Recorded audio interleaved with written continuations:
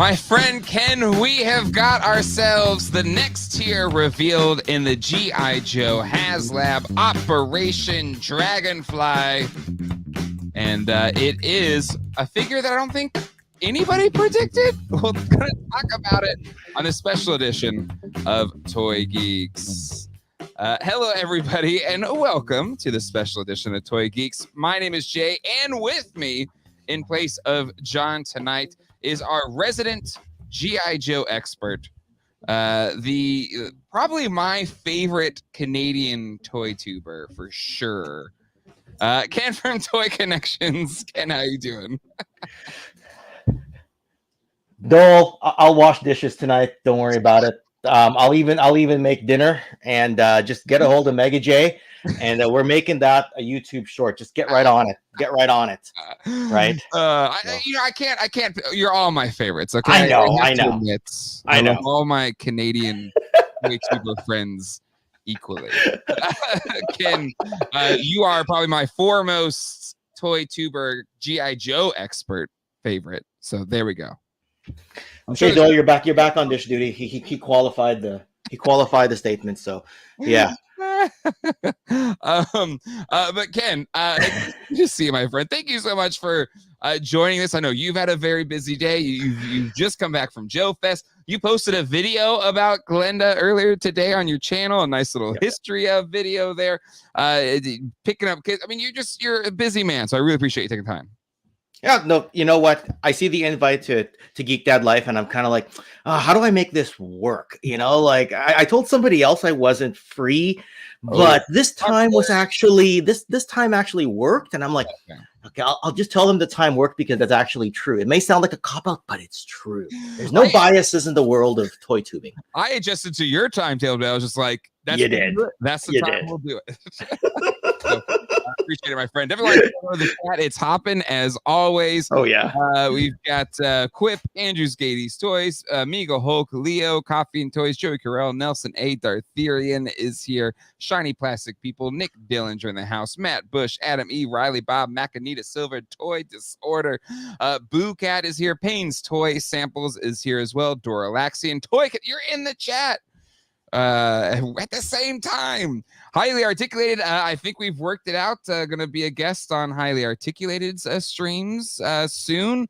I can't remember which one we landed on now. I think that next Sunday, I'm pretty he goes on at about 2:05 p.m. Pacific every Sunday or so. Yeah, so we're trying to make this weekend work, but it's like Father's Day. We got family in town. It's my son's birthday party this weekend, so it's gonna be really hard. But I think next weekend we're gonna be on Highly Articulated. Definitely sub awesome. To there. Excited to hang out there. 80s Experience is here. Larry's Geeky World is here. Overman, David Stevens in the house. Andy Silva, Eddie Maldero is here. Studio Henge Kenton is here. Troy Data, Gura's PC Glass, Real Comic Figures is here. Jeffrey Stalemate, David Stevens, Leo Manzone, Eben Foster, Cue the Music, Scott, Charlie Weaver, Minifigure Collector, and so many more. It's incredibly hot chat right now, even though we're kind of on a random day and random time. So thank you for coming to hang out. Okay, appreciate it.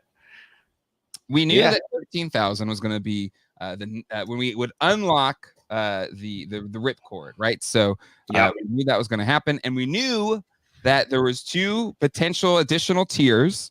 But we wouldn't know the next one until we hit 13,000. And I gotta be honest with you, Ken, because we've done a couple streams about this Dragonfly Haslab now, and the last one we did was like 9 days ago. If we would ask each other then, would we have had to have waited this long to find out the next tier? I would have said you were crazy, but it kind of went at a snail's pace after the first day or so. That's how a lot of these go, right? Like I think the His Tank was kind of an anomaly right now, and the His Tank was like right at the end of the COVID era of people's lives. A lot of people were still home. They could pay more attention. And the His Tank one, when that one was announced, my phone just blew up right away in the morning because being on Pacific time, you're 3 hours behind. So you wake up and there's like, okay, there's 80 messages to catch up on just on this chat, 100 more on that one. With the Dragonfly, it was a little slower throughout the day. Like I found people were saying at the end of the workday, "Oh, I just finished work. Are you going to back the Dragonfly?" And now it's still backed really fast. Yes. Right. But it felt like it went in spurts, whereas the His Tank just wouldn't stop. That was my experience. Yeah, So. no, 100%, 100%. And it is a little bit different. It did back really well. It's kind of one of those things that we talked about last week. It's still a success. It's backed. It's just going slower than what we saw with the Hiss tank. So it hit 13,000 or over 13,000 last night. And we got the reveal early this morning. And since that reveal, we've had about another 200 or so backers. But as you can see between the two lines, it's trending lower than the Hiss tank, but it's still trending pretty darn good. I mean, again, this light blue line is the Sky Striker, so it's significantly better than that. And even the Hiss tank kind of plateaued once it hit all of its goals. But I will say, it's kind of trending below its last stretch goal at 19,000. So I think that puts into context around this 16,000 stretch goal. Whether or not we quickly get to that, and we'll have enough time to get to it to maybe allow the last tier to, maybe goose the numbers as it ends, or will we just maybe get 16,000 and that'll be that. But either way, that is where it stands right now. A lot of us had a lot of different theories on what tier 2 would be. It was kind of one of them, a retro style Scarlet. It's kind of that.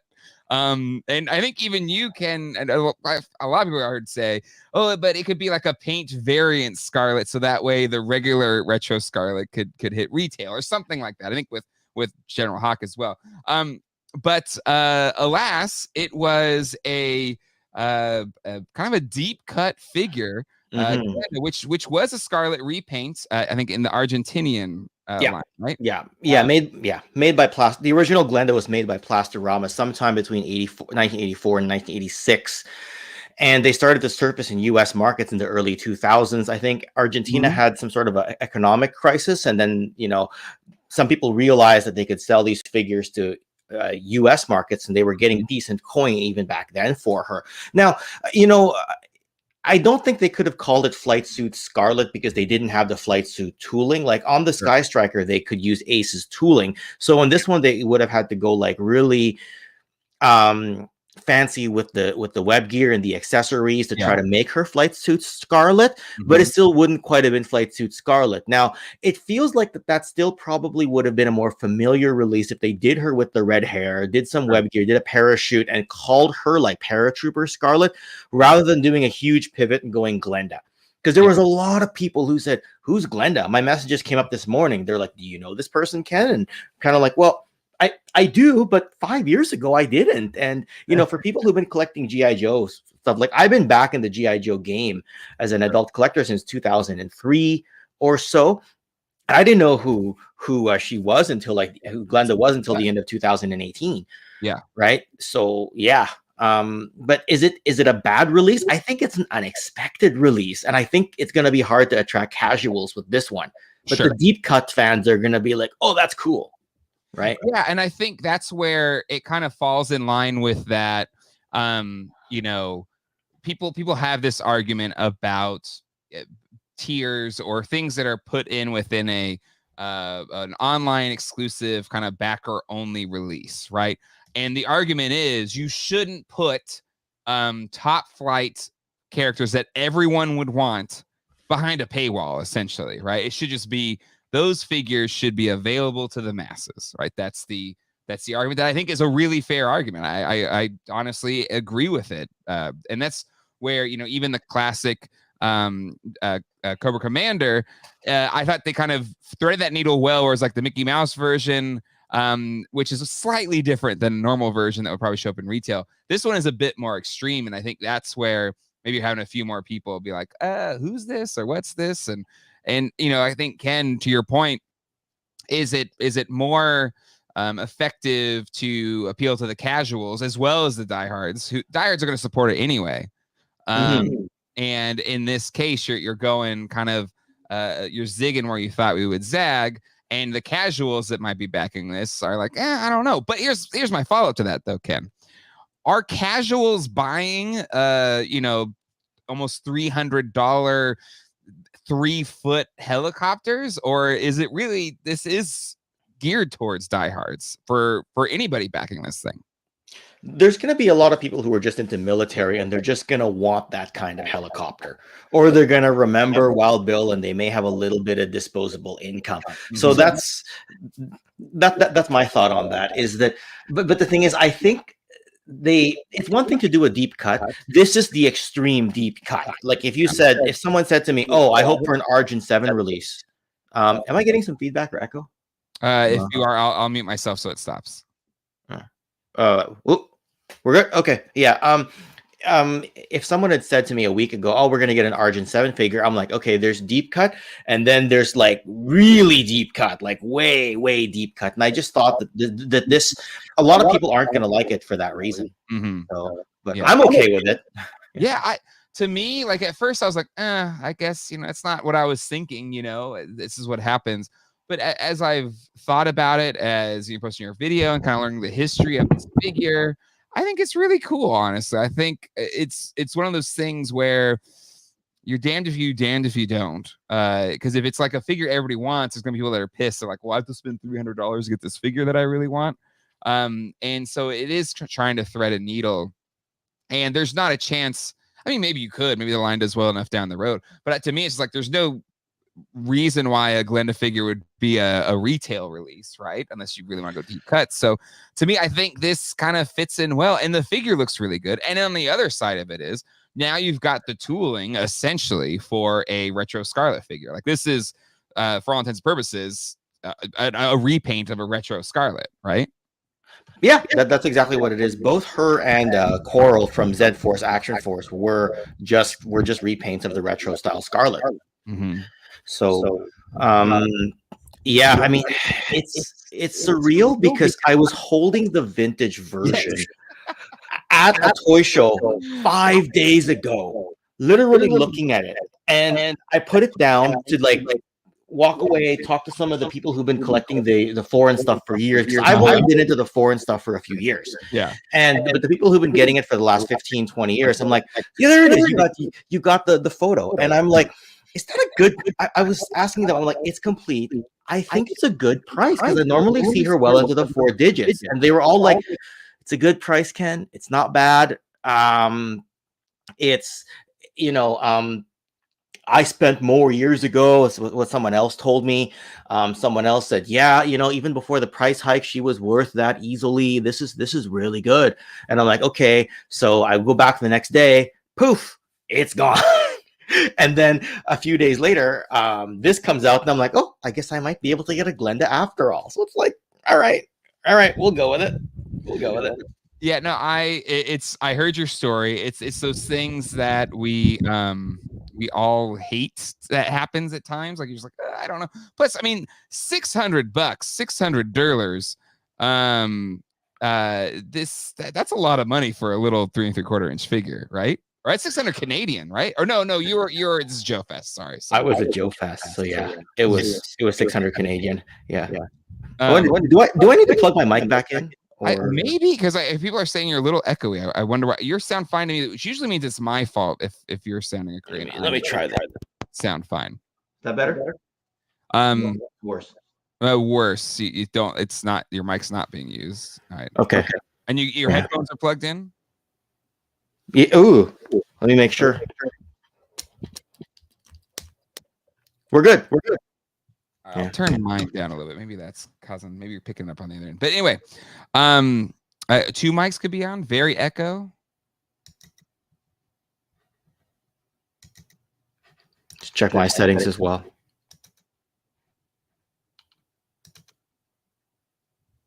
How about now? Hello. 10-4. No, I still hear it. Anyway, maybe we can just roll with it. Yeah, we'll roll for right now.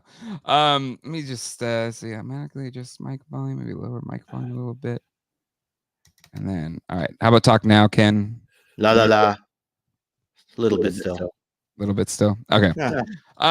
But anyway, yeah, I think to me, I don't know, it hits some, it checks some boxes, I think.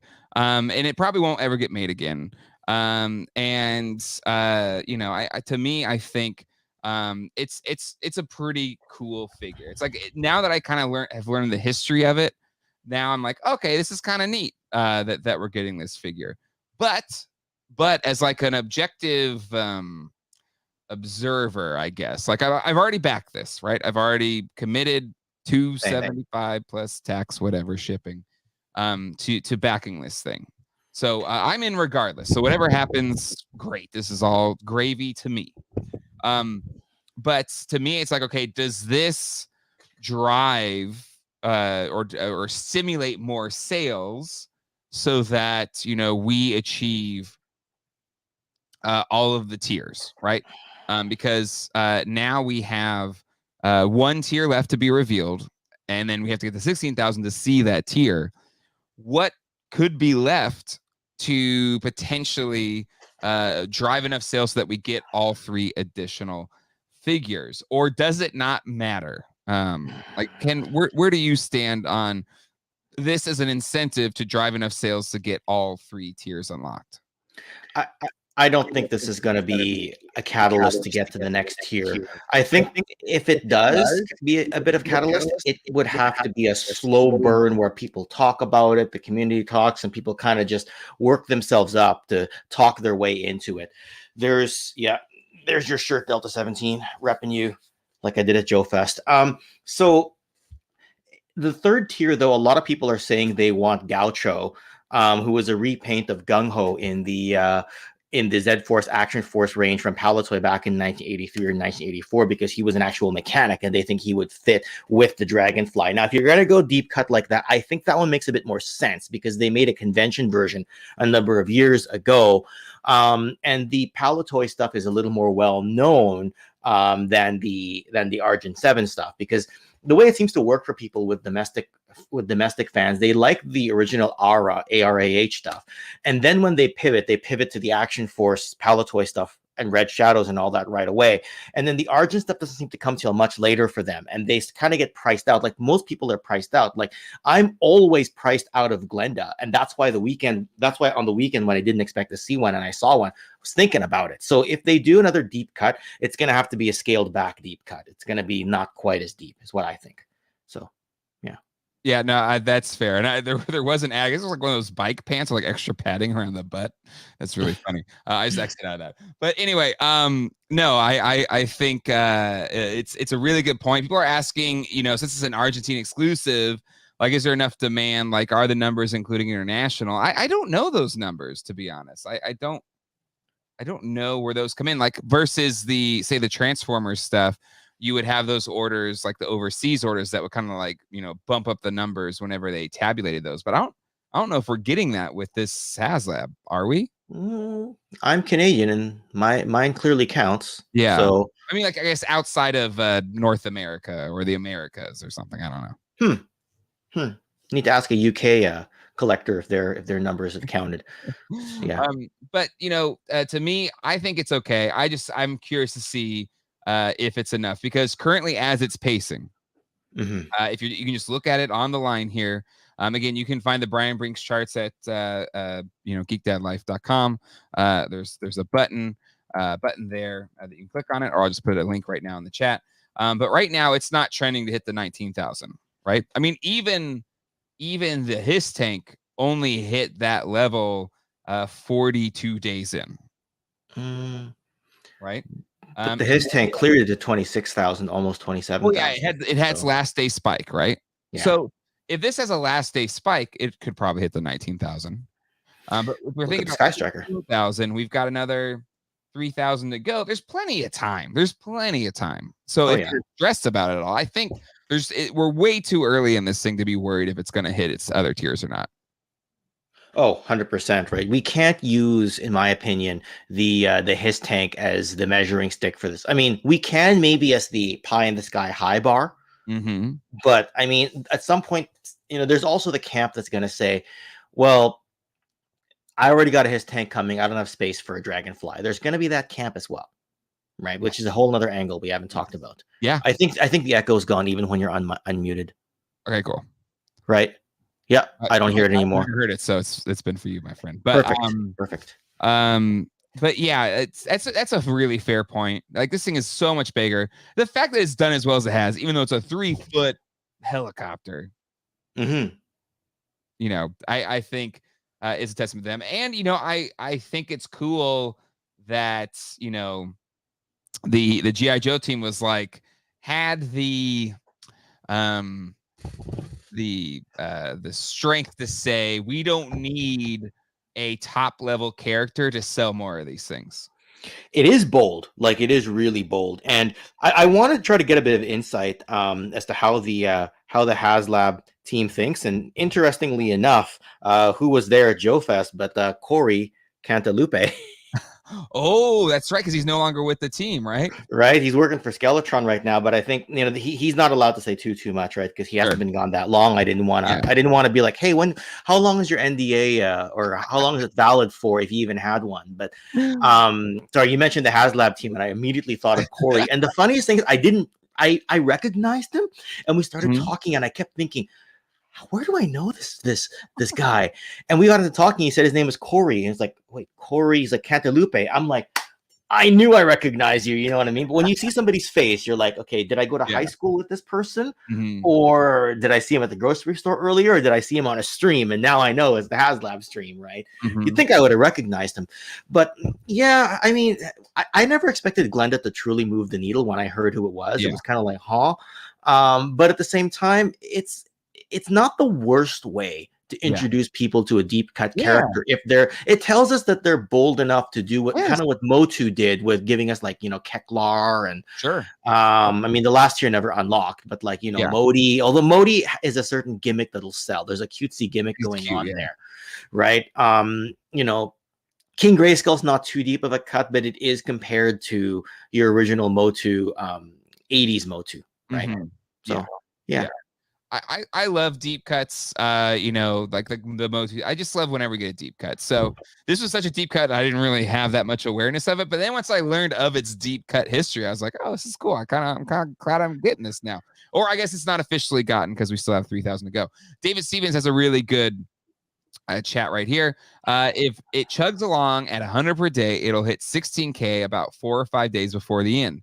Final day spikes should see it hit 19,000, no problem, with the non-Hasbro Pulse sales being added. So I think this is a really accurate take. So even though it is going slower than the His Tank, it's still trending fine to hit all of its tiers. So if you're like, I need 3 or 4 figures to make this worth the 274 investment or 275 investment, I think you're still going to be okay. We did have a super chat. Make sure I don't miss that. Yes, I saw that. $2. Think we will get the designer as Joe or Rakondo. I don't. Yeah, I think we'll get the. Confused on this one, Snell's World. Maybe let like type again. Maybe was this what you? Yeah. Meant? Yeah, I'm not sure if that's what he meant. Yeah. But there was another one in here too. I will say this was a little bit shocking to me because I didn't feel like this was a reveal to where you wouldn't want a Dragonfly anymore. Firefly in the chat says, I canceled 3 Dragonflies after the tier 2 reveal. That is shocking to me as a response. Like that to me seemed, I don't think that represents the majority, or at least the vast majority of people that backed it. Because to me, I was like, I love the Dragonfly. That's really freaking cool. And then the figures are bonuses. What's your thoughts on Firefly? Take care of it. Yeah. So 2 things I'll say on that. There were a lot of people who, when they saw it, they thought that it was just a repaint for the sake of a repaint, right? Didn't realize there was a story behind it, which is partly what prompted me to be like, okay, let me do some fact checking here. I think I should be able to do a short history video on it. Yeah. But one of the things that keeps coming up, the comment I keep getting is people are saying Emily is pushing a woke agenda with this. So that's come up a few times. Now, that wasn't on my mind at all when I was making that video and after it came out, because I was laser focused trying to get it done. And when that happened, people are saying it. I'm like, I didn't even think of that. So that may be the reason people cancel the Dragonfly. I don't want to speak for the commenter, but it is. I'm tying it back to comments that I've seen. Yeah. So to me, like that kind of stuff, like, I mean, I guess more power to you. You can do whatever you want, but if it's just like because you feel like there's some agenda being put behind figure selections, I I feel like that is kind of a bad faith argument when this is a vintage figure. It's a really expensive vintage figure. There's history behind it. And this is a place where you could put in a deep cut figure. And if you feel like there's some type of agenda, whatever that is, I just feel like that's kind of a bad faith argument. Or if somebody's personal beliefs are such turn off or makes you that upset about something, especially in toys, I would say, maybe kind of change the perspective a little bit. So yeah, I think I agree with this. Woke agenda is a load of crap. Most colors like getting a female. Exactly. Like, to me, I feel like that's silly. Delta 17, this ain't woke. It's just a cool female cast member that will lead to more cool repaints. And so yeah, this just doesn't. I feel like it's a bad faith argument if that's the case. Delta 17 is my buddy Steve. He was the one I was sitting next to at the bar going, yeah, should I go back for that Glenda tomorrow, Steve? Should I go back? And he's like, your money, your way, man. Little did I realize that the minute I left that booth, the person standing next to me was like, well, if he's getting it, I'm getting it. So let's see. Even Foster, this figure has history. Her file card literally says helicopter pilot. Yes. I've known Eben for a few years. SQ Raider, I agree with this as well. 40 years late to say woke and G.I. Joe. I know there's so many. Like I feel like that's over. That whole is just you don't. That doesn't mean what you think it means. Monsters from me on woke agenda because woman. Like, it's so ridiculous. Ronia, Jesus, people have no clue what woke actually means. The slur at this point. It's a woke agenda. No underboob on Glenda. Disgraceful. I agree. Emily, I think, is a badass, and I would like to get a drink with her at Senior Comic Con. She's cool as hell. Studio Henge, if people can't handle more women in G.I. Joe, they can F right off. G.I. Joe has always had awesome women central to the story, and we need 10 times more. Totally agree with that. Matt had a reviews. I'm not going to back this because I don't want my daughter thinking she can be a pilot. Next, she'll want to vote. Oh my God. Yeah, agreed. Matt Hatter, agreed. Yeah, agreed, Kayla. It's cosplay. It's misogynist. Absolutely. Agree with this. Flash. We need more female soldiers, not because it's woke, because it's cool. Agreed. And yeah, to me, like, and again, I'm not saying people that don't want this because they don't like Glenda or this as a thing are that, that they just don't like it for all those really silly reasons we just expressed, right? If you're more than like, this figure isn't for me, and I was hoping to get some really cool figures, and that's why I still think it's like a bit of a stretch, but sure, that's fine. But if you're saying it's because you think there's some agenda being pressed upon you by this figure being included, I think that's kind of a silly take. And I don't mean to call out the people who feel that way, but it's just I just saw it a few times, and I'm like, I did not think of that. And whoa. Again, Rob, I agree. The diversity of the Joe characters is a strength of the line. Totally agree. Mm-hmm. Right here, the Hiss Gunner was a female trooper, and no one complained. Come on, people. I agree. Completely agree. If you're anti-females in the military, you're a pro hot man on man action only. That's the wokest thing there is. Anyway, so to me, I think this is a deep cut here, as well as this gives the mold for the classic Scarlet. Studio Henge Kenton in our Discord today did like a recoloring of just the figure that we're seeing right here in the Scarlet color. So I'm going to pull that up right now. And it's pretty much a Scarlet figure ready to go. Or if you're customized and you don't want to wait, you could paint this, retro Scarlet style, right? Like, so I think that's it's clear as crystal. We're getting the tooling done for a future retro style Scarlet. I don't know, did you see this in the Discord today, Ken? I did. I saw that. But this is super cool.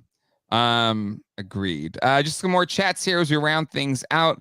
I do agree, the toilet seat or the airline pillow, the airplane pillow, it does look like that, but that's removable, so if you don't like it, it's fine. But I leave one of those on my couch. I take him on a long flight. Charlie Weaver, I'll reiterate, all the unlocks should always be deep cuts and new concepts versus wish list characters. It's better for the community on all fronts. And I agree. That take to me makes sense. Like that is the thing that makes the most sense. So I totally support that as well. Let's see other. Let's when she has Scarlet Shoulders. I've seen a lot of jokes like this. Arnista, is Glenda a good witch or a bad witch? Love those jokes as well. But yeah. Mike Case commented on my Twitter asking that question, I think. So. Oh yeah. Flash says, I think this character is cool, but again, like the Dragonfly itself, I have no childhood connection to this character, so no feeling bad sitting out on this Haslab. Yeah, I mean, if you're not feeling this Haslab, you have no stakes in the game, right? And agree with this. Monsters from Beyond, unique troop builder and deep cut characters are perfect, which I love. And this is another to back up Charlie's point. Completely agree. Otherwise, you have major characters becoming unobtainable for some. Exactly. You shouldn't have a fan demanded character only be within behind a paywall of some sort, like a backer thing. And before anybody says anything about Wild Bill, they'll probably do a Sunbow mainline release. Absolutely, absolutely. They're gonna. To me, it's like you can do a fan favorite character as long as like you commit to it. Like they did with the Cobra Commander, where it's a slight paint variant that you're going to get, and they're going to do another one in the main line, right? So don't stress. You're still going to get the main character. So to me, I think, again, at first glance, I was like, oh, okay, I guess that's cool. I was like, that's a little ho-hum. But once I learned the history of the character, I was like, oh, cool. This is like a deep cut. This is like a really rare figure. That's neat. I think that's a fun throw-in. And she's a helicopter pilot. Perfect. And to me, I think this one is a good buy. And as we said earlier, when we're looking at the Brian Brink charts, even though it's trending below the his tank, and even though right now it's trending below the 19,000, if you factor in the last day spike, plus we'll probably still get to the 16,000 enough time to see the 19,000 goal. I think we're going to be okay. Oh gosh, I'd be surprised if this doesn't hit 19,000. I mean, they're probably going to have to do another hard pivot with they're probably going to give us something unexpected again with the 19,000 tier. A lot of people are saying they want Doc or Airborne, and I'm like, it better be a pretty special sub team type of Doc or Airborne if you're going to go that route, because those characters are way too core, right? Like you can argue that Wild Bill is like the his tank driver where they need their vehicle. Yep. Right. But Doc or Airborne, you wouldn't want it. You wouldn't want to do that at all. Right. Or everyone will suddenly race for the Super 7 version of Doc just to make sure they get him in their collection if that happens. My question to you there is who is the last one? Is it Hawk? Like what are we thinking here for the last one? Flight Suit Hawk, the 1991 version of him. That could be it. Night Force version of Airborne. Some people are saying ketchup and mustard because they think that see, there you go. They think it'd be ketchup and mustard. I hear from Robert Monty. So far, the figures are nearly identical to the Sky Striker, which means mustard and ketchup classified. Thoughts? Also, hey Ken, Robert, good to see you. Listen, we have been big fans and evangelists for ketchup and mustard on this channel. I got custom versions at Joe Fest, eh? What's that? I got custom versions at Joe Fest. Oh, did you? The booth next to me they had unpainted ones, but they had the base color. So anyway. Oh, that's awesome. I love that. So I'd be totally stoked for that. Matt O'Brien, happy Thursday, GDL. I have never heard of Glenda, but I think she looks awesome. I understand why some people might be upset, but this is a good deal. There you go. It's Anthony Doc's daughter would be an interesting tier 3 character. I don't know the character actually. So anyway, to me, it seems like I don't know. Reading between the lines, like Hawk was a big part of the pitch, right? So it makes sense to throwing him in there. At least what we were talking about when we first had it, and now there's only one left. It would make sense if it was that. Ketchup and mustard, nah. Lemon and lime. Jeremy, always with the good punchlines. Yeah. So we'll see.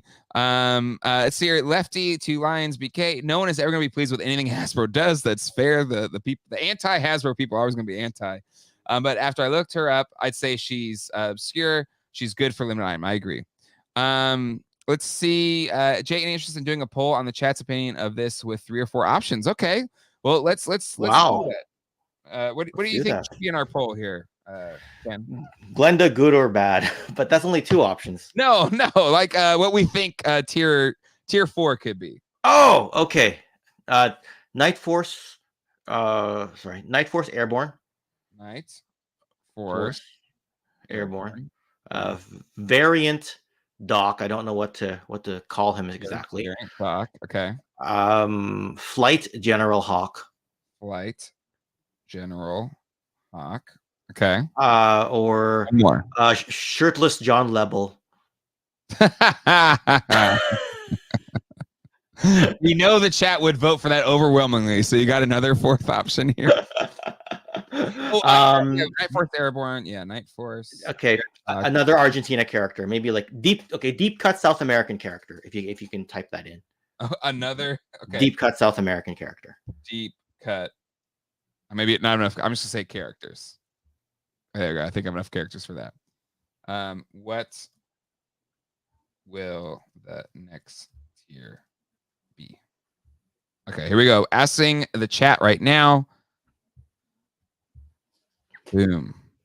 Ooh, I can vote. That's cool. I know which one I want. Let's see. Captain K, why do the Hasbros complain about any? To me, like, I don't consider myself a Hasbro. I kind of find myself feeling like I'm in the middle. And to me, it's like you're either way overly protective or you're way overly critical. And to me, it's usually very easy to see between the two. And in terms of like at least just my own, and I think Ken's opinions that we both share, I feel like we will critique when we think it's not good, and we'll give praise when we think it's good. And there's clearly like the anti Hasbro people, and even when they do something amazing, like, okay, it's good, but let's talk about those other times they did it bad.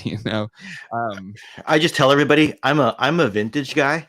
So you can find me in the vintage aisle anytime. So then I can't shill for something when I'm not really like always in that camp, right? So, sure, absolutely. Yeah, I feel like I'm a vintage guy, but I love it all. I chase the vintage high with modern stuff. I feel like is my generally retro. No, I know you weren't saying that, Captain K. But that's just how it's. I think about anything. You probably have people that are like super supportive. Yeah, that never fail. You have people maybe somewhere in the middle, and then you have people that are, screw them all the time. Mm-hmm. And I like exactly. That's kind of where I feel like. If you look at my toy room, there's no brand allegiance one way or another. I just like, is it cool? Did I love it as a kid? Do I love it now? That's what I've got. Well, I mostly know you as a Motu guy, but when I look at all your collection tours of the past, you're kind of like, you'll have a big G.I. Joe section. You'll have a flag there. You'll have a big TMNT section, which I know is kind of like a second love for you anyway. You've got a few Transformers back there. You got a lot of superheroes over there. You've got a bunch of the Haslab larger items like Galactus and Sentinel. You've got some, what is it? You got some Ghostbusters. You got a few of the 90s wrestlers. That's my number one. It's just there's not as many Ghostbuster toys, so that's probably why. Yeah. Historically, I feel you, because historically Transformers is my number one. The people are starting to get to know me as a Joe person. Yeah. Well, like how people are trying to get you to know you as a Motu person. Yeah. Well, that's just the YouTube algorithm being like, Motu videos. You like his Motu videos? Here, watch this one. Mm-hmm. But yeah, to me, I look a whole bunch of things. So all right, let's look. And Star Wars too. I got a bunch of Star Wars. Yes. I got a bit of everything. All right. Looking at the poll, 102 votes. I'm going to end the poll right now. Ken, the least amount of votes, the variant Doc, only 8%. Yeah. Okay. In third place, Night Force Airborne at 24%. Another deep cut character at 29%. I saw some people say ketchup and mustard is going to fit into that category. Yes.